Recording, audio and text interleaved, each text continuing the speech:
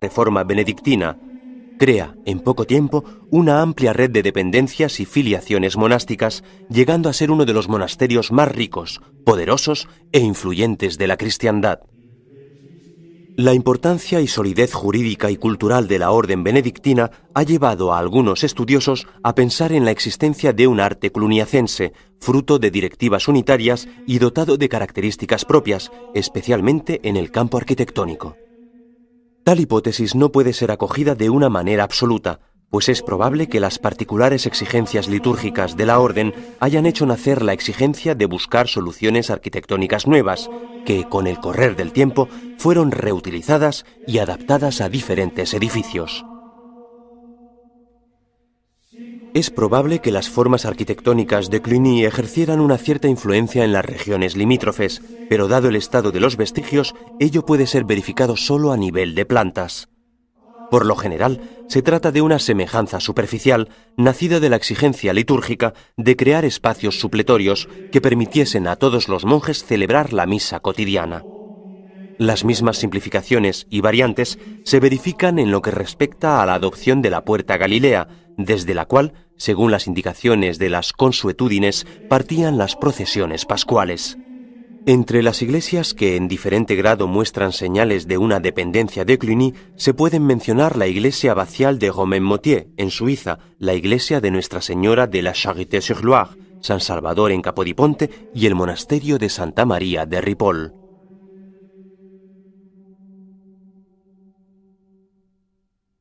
Santa María de Ripoll, la abadía más famosa de Cataluña, constituye uno de los ejemplos más significativos de lo que se conoce como primer arte románico en España. Varias veces restaurada en los siglos anteriores, fue consagrada en 1032 por el gran abad Oliva, la figura más representativa de la cultura catalana de ese momento, promotor de la restauración de muchas iglesias de la zona.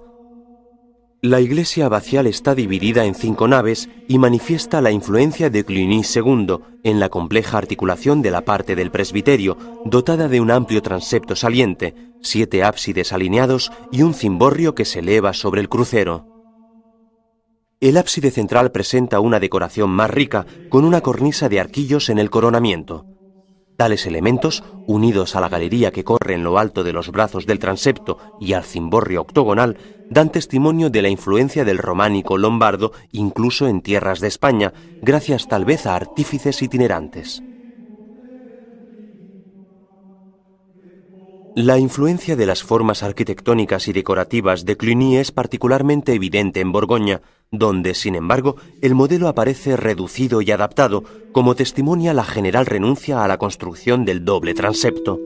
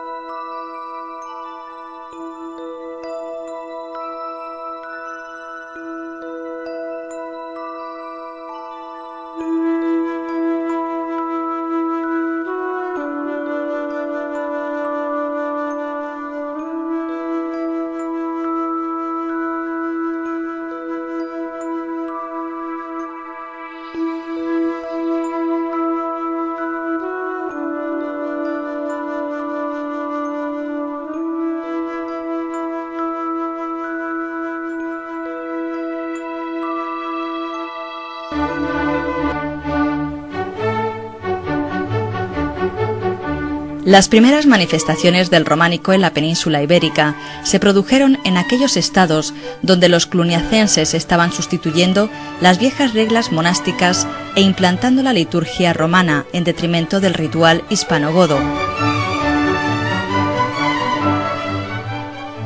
Cataluña, Aragón y Navarra verán en primer lugar cómo los edificios románicos se extienden por sus tierras.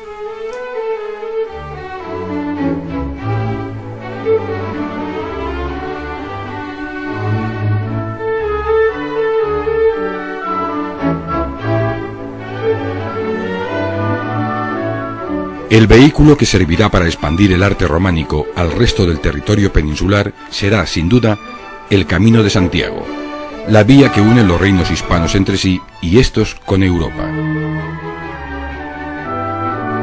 El auge del románico está ligado a la ruta jacobea y su momento de máximo esplendor se dio entre los siglos XI y XII.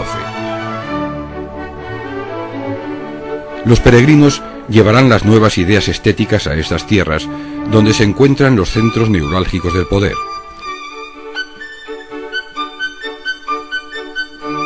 De esta manera, se produce un esplendor constructivo sin precedentes hasta el momento. Es el auge del románico, que se extiende sin prisa pero sin pausa por las tierras del Reino de Castilla, un reino que vive de lleno en la Reconquista y que quiere afianzarse en las zonas donde el poder musulmán ya nunca volverá a implantarse.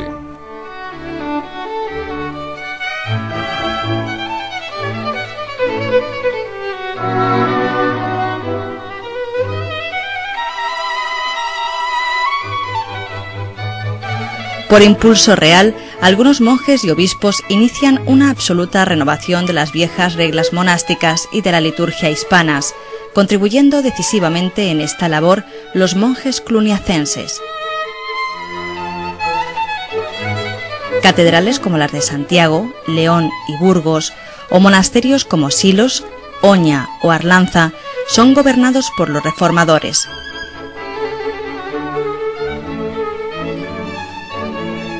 Estos no solo se limitan a la sustitución de las viejas normas de la Iglesia hispana, sino que también construyen edificios que se adapten a las mismas formas que se están utilizando en las tierras de origen de los monjes reformadores.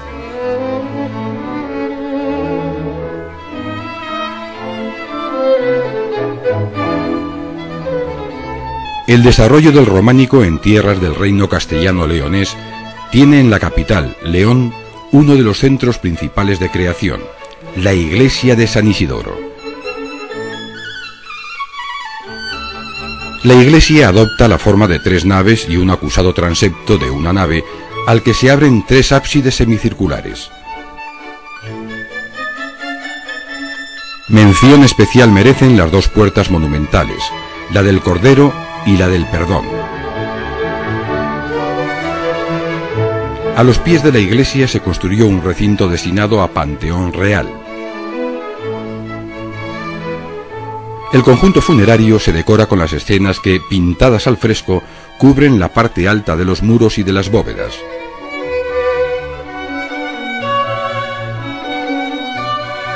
En esas pinturas se observan pasajes ilustrativos del Apocalipsis y del Nuevo Testamento, así como representaciones de santos y personajes bíblicos. El conjunto destaca por ser una de las joyas pictóricas del románico.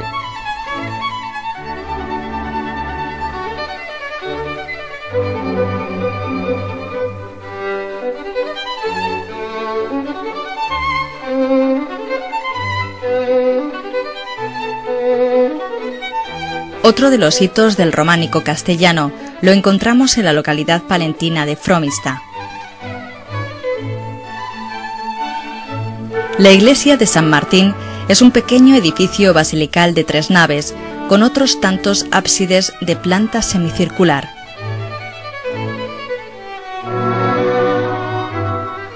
Para separar las naves se emplean pilares cruciformes.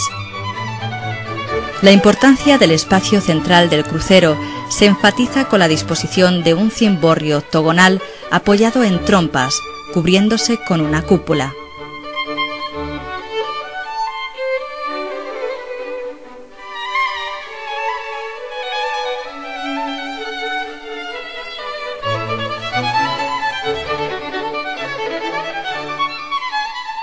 En el área burgalesa, un grupo de monasterios desempeñaría un importante papel en la difusión del románico pleno por tierras castellanas. Entre estos destacan San Pedro de Arlanza y Santo Domingo de Silos. San Pedro, actualmente en plena ruina, presenta una forma basilical similar a Fromista y a la Catedral de Jaca.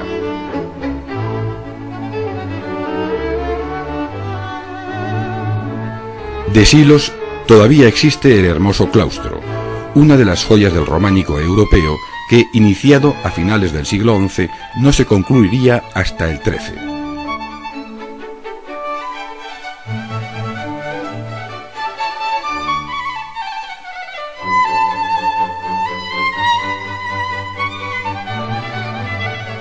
Durante la primera mitad del siglo XII, el arte románico llega al norte castellano con un edificio importante, de forma basilical, como es el Templo de Santillana del Mar, que poco después se completaría con un claustro de una riquísima iconografía, aunque de técnica algo tosca.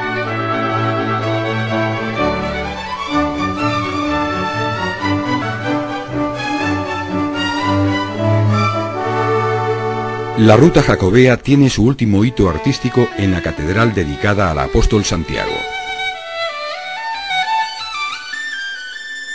El proyecto Deseo Compostelana corresponde al mejor exponente de la tipología de iglesias de peregrinación y con toda seguridad del estilo románico. Es un proyecto maduro, en el que se articulan todas sus partes de una manera armónica. Su construcción se llevó a cabo entre los años 1070 y 1122 y se debe al empeño del obispo Gelmírez. Pero si su arquitectura es excepcional, su aportación a la escultura monumental no lo es menos. La portada de platerías es uno de los máximos exponentes de su tiempo, mientras que el pórtico de la Gloria, ejecutado por el maestro Mateo, no tiene parangón.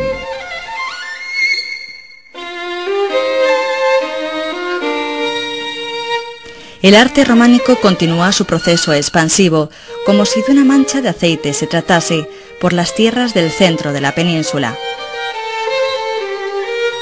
En Zamora encontramos un importante foco arquitectónico encabezado por la catedral. Construida en la segunda mitad del siglo XII, es un templo de 3 naves cubiertas con bóvedas de arista y crucería. El crucero apenas sobresale en planta. Sobre él se halla un espectacular cimborrio, completándose al exterior con 4 torrecillas cilíndricas.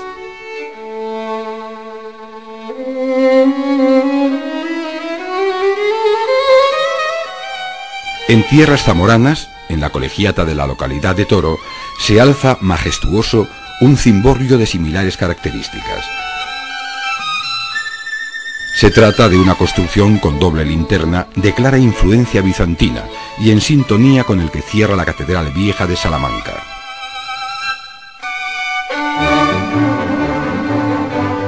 Precisamente, la seo salmantina se fecha también en el siglo XII y presenta un esquema muy similar a la Catedral zamorana. 3 naves cubiertas con bóveda de crucería. La llamada Torre del Gallo tiene unas proporciones más esbeltas que su hermano zamorano, pero una disposición similar.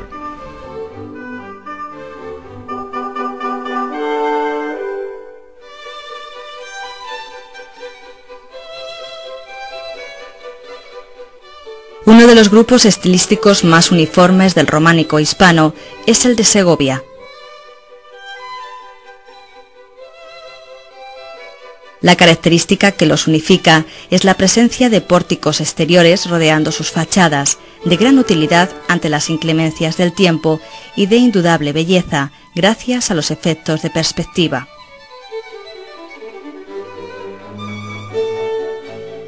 Las iglesias de San Millán, San Martín y San Esteban son excelentes ejemplos de este grupo segoviano.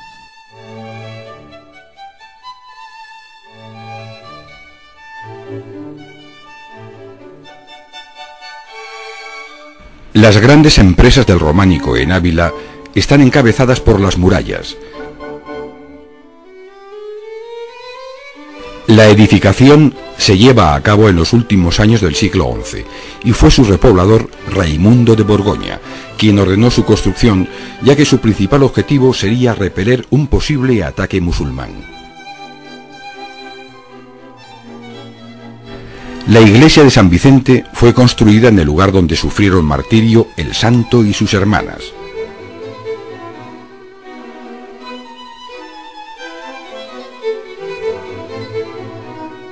Sus 3 naves y la de crucero se cubren con bóvedas. La dedicada a San Pedro fue iniciada en el siglo XII y continuada en las centurias siguientes, por lo que presenta elementos románicos y góticos.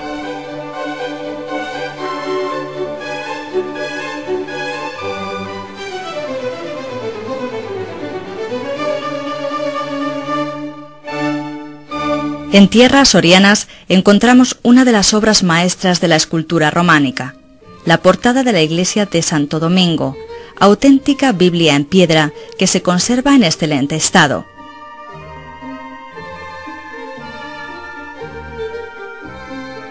El claustro de la concatedral soriana es también un sensacional ejemplo de equilibrio y serenidad, características que también podemos aplicar al ábside de la iglesia de San Juan de Rabanera.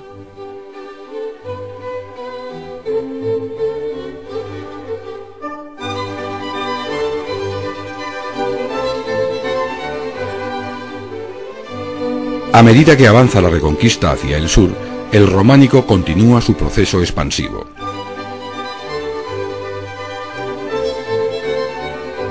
A buena parte de Andalucía llega ya bien entrado el siglo XIII, momento en el que Fernando III el Santo toma Córdoba y Sevilla. En la antigua capital del califato tenemos un puñado de iglesias que presentan elementos románicos, aunque ya de un momento bastante avanzado, cercano al gótico.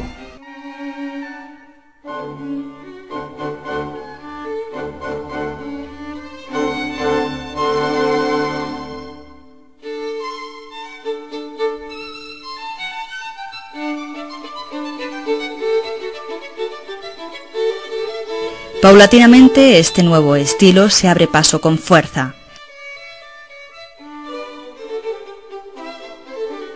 La serenidad y la solidez ceden el testigo a la altura y la elegancia. Es el tiempo de las nuevas catedrales y de la luz, que es el nuevo símbolo de Dios.